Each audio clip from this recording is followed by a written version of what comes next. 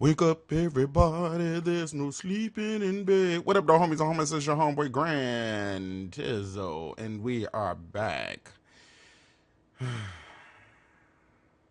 Did you guys take the test? I hope you did, because you're going to need the test to be able to move on to the next plateau, right? All right.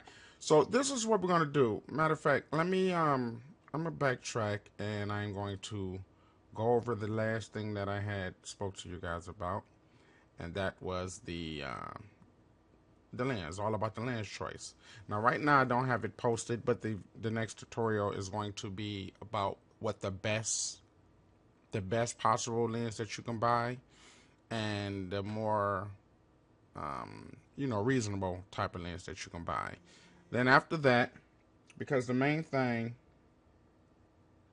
that I want you guys to, the next thing, fam, basically is understanding the features and the functions of your camera. Now, just getting this general knowledge alone is going to up your skill level. It's going to take you from level A to level Z with this knowledge.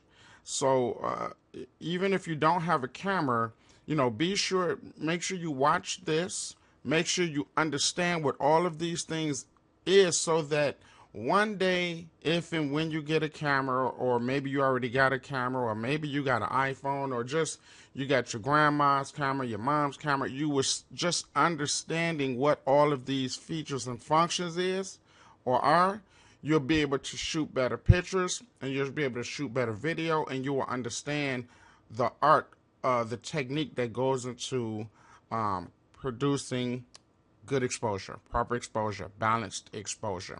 Now, fam, just for the record, the entire idea is to be able to shoot the entire idea of shooting good quality video is to have a balanced and proper exposure. I'm going to say it again.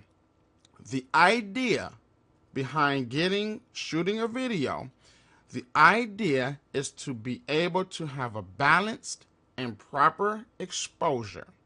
So if I can say this in layman's term, basically what I mean is your goal is to try your best to capture what our naked eye sees. That's the idea. So with that in mind, you're going to be using different lighting situations. You're going to be using different lights. You're going to be tweaking with your ISO in your camera. You're going to be using aperture, and you're going to be tweaking the shutter speed. All of these different things is going to summarize what you put into your camera.